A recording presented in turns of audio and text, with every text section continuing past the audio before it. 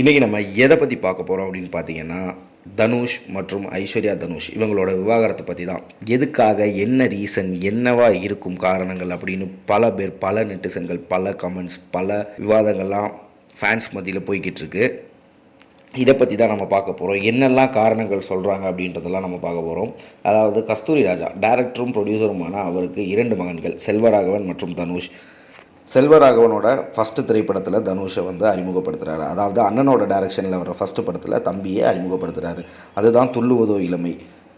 அதுக்கப்புறமா பார்த்தீங்கன்னா, அதை அடுத்து தேவதை கண்டேன் அப்படின்ற ஒரு படத்தில் தனுஷ் மற்றும் சோனியா அகர்வால் நடிக்கிறாங்க. அந்த சோனியா அகர்வாலை மனம் முடிக்கிறாரு செல்வராகவன். அவருக்கும் கொஞ்ச நாள் கழித்து பார்த்தீங்க அப்படின்னா டிவோர்ஸ் அப்படின்ற ஒரு வார்த்தை வருது. டிவோர்ஸ் ஆயிடுறாங்க. அதுக்கப்புறம் புதுக்கோட்டையிலிருந்து சரவணன் இந்த மாதிரி பல படங்கள் நடித்து வரும்போது தான் சூப்பர் ஸ்டார் ரஜினிகாந்தோட மகளான ஐஸ்வர்யாவோட பழக்கம் ஏற்படுது. காதல் கொண்டேன் மூவி அப்போ தான் ஐஸ்வர்யா வந்து தனுஷை மீட் பண்ணுறாங்க. வாழ்த்துக்களும் சொல்கிறாங்க. அப்போது ஒரு பூங்கொத்து கைமாற்றம்லாம் அங்கே நடந்திருக்கு. அவங்களோட உறவு அப்போ சாதாரணமாக இந்த மாதிரி தான் போயிட்டு இருந்திருக்கு.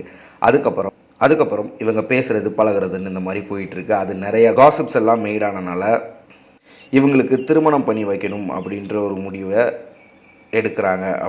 இவங்களுக்கு 2004 திருமணம் ஆகுது. அப்போ தனுஷோட வயசு 22, ஐஸ்வர்யா அவங்களோட வயசு 24 பிறந்திருக்கு. அந்த கல்யாணம் மிகப்பெரிய அளவில் பேசப்பட்டுச்சு. ஏன்னா அப்போ சூப்பர் ஸ்டார் ரஜினிகாந்த் அப்படின்றவரோட மகளை திருமணம் செய்கிறது தனுஷ் அப்படின்றப்போ அது ஒரு பெரிய விமர்சனமாகவும் பெரிய பொருளாக பேசப்பட்டு வந்துச்சு அந்த நேரத்தில். அது மட்டும் இல்லாமல் அந்த நேரத்தில் இளம் வயதிலேயே கல்யாணம் முடிச்ச ஒரு ஆக்டர் அப்படின்னு பார்த்தீங்கன்னா அது நம்ம தனுஷ் தான். அதாவது ஐஸ்வர்யா தனுஷ் இவங்களோட கிசு அந்த காலத்தில் வந்துக்கிட்டு இருக்கும்போதே தனுஷ் சொன்ன விஷயம் என்ன அப்படின்னா, எனக்கு ஐஸ்வர்யா வந்து என்னோட தங்கச்சியோட ஃப்ரெண்டு, அது மட்டும்தான், மற்றபடி நீங்கள் நினைக்கிற மாதிரி எதுவுமே இல்லை அப்படின்னு அவர் ஆக்டர் பைல்வான் ஒரு நேர்காணலில் இதை பற்றி சொல்லியிருப்பார். என்னென்னா அந்த காலகட்டங்களில் இந்த மாதிரி ஒரு கிசு போயிட்டு இருந்த ஒரே காரணத்தினால தான் வேறு வழி இல்லாமல் கல்யாணம் பண்ணி வைத்ததாக ரஜினி அவர்கள் சொன்னார் அப்படின்னு அவரும் சொல்லியிருக்காரு. அதே மாதிரி சூப்பர் ஸ்டார் ரஜினிகாந்த் அவரோட 2வது மகள் பார்த்தீங்க அப்படின்னா சௌந்தர்யா, அவங்களுக்கும் அஸ்வின் என்றவரோட 2016ஆம் ஆண்டு டிவோர்ஸ் ஆச்சு. அந்த டைம் தனுஷ் அவர்கள் பார்த்தீங்கன்னா ஒரு வாழ்த்துக்கள் சொல்லி ட்விட்டரில் பதிவிட்டிருந்தார். அதுக்கும் அவங்க ரீட்வீட் பண்ணியிருந்தாங்க. அதுக்கப்புறம் காலம் செல்ல 2வது திருமணம் சௌந்தர்யா அவர்களுக்கு தனுஷின் முன்னிலையில் நடத்தப்பட்டுச்சு. 2012 சமயங்களில் ஐஸ்வர்யா தனுஷா படம் இயக்கியிருக்காங்க. அந்த படத்தில் ஸ்ருதிஹாசன் அவங்களோட பயங்கரமான நெருக்கமாக இருக்கும் காட்சிகள்லாம் இருந்துச்சு. அப்போவும் நிறையா கிசு வெளியே வந்துச்சு. அப்போ கூட இவங்க உறவு ரொம்ப நீடிச்சு தான் இருந்துச்சு, நல்லாவே இருந்துச்சு.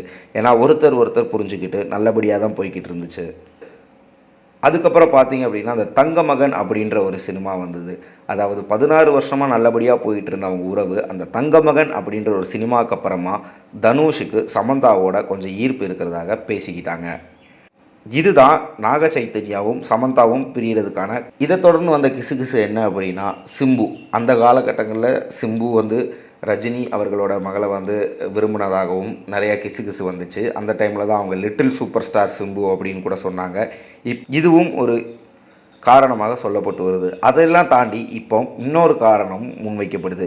என்ன அப்படின்னா ரஜினி அவர்கள் வந்து தனுஷை போயஸ் கார்டனில் ஒரு வீடு கட்ட சொல்கிறாராம். அதுக்காக தனுஷ் நிறையா கடன் வாங்கி நிறையா கடன் பிரச்சனை அதிகமானனால கேட்டிருக்காரு. அதாவது ரஜினிகாந்த் கிட்ட ஹெல்ப் கேட்டிருக்கும்போது அவர் எதுவுமே அதுக்கான செவி சாய்க்கவில்லை அப்படின்றது ஒரு காரணத்துக்காக இவர் அந்த கடனெல்லாம் அடைக்கணுன்றதுக்காக நிறையா படங்கள் கமிட் ஆகிருக்காரு. சினிமா தளங்கள்லேயே அதிகமான நேரத்தை செலவிடுறதுனால அவர் குடும்பத்தோடு அவருக்கு ஸ்பெண்ட் பண்ண டைம் இல்லைன்னு சொல்லியிருக்காங்க. அப்படியும் சில பேச்சுக்கள் போயிட்டுருக்கு. இதில் எது தான் உண்மை என்னன்றது யாருக்கும் எதுவும் தெரியலை. தெளிவாக அவங்களே ஒரு விளக்கம் கொடுத்தாங்க அப்படின்னா இந்த மாதிரியான கட்டுக்கதைகள், இந்த மாதிரியான கிசுவெல்லாம் நிற்கும் நம்புகிறோம். வீடியோவுக்கு கீழே ரெட் கலரில் சப்ஸ்கிரைப் அப்படின்னு ஒரு பட்டன் இருக்கும். அதை இப்போவே கிளிக் பண்ணிவிட்டு பக்கத்துலேயே ஒரு பெல் பட்டன் ஒன்று வரும். அந்த பெல் பட்டனும் அழுத்தி வச்சுருங்கன்னா நம்ம சேனலில் போகிற வீடியோக்குள்ளே தொடர்ந்து பார்க்கலாம். நம்ம சேனலில் ஆல்ரெடி நிறைய யூஸ்ஃபுல்லான வீடியோ போட்டிருக்கோம். அதை பார்க்கணுன்னு நினைக்கிறவங்க அந்த சேனல் பேரை கிளிக் பண்ணி உள்ளே போனீங்கன்னா நம்ம போட்டிருக்கிற வீடியோவெல்லாம் இருக்கும், பாருங்கள்.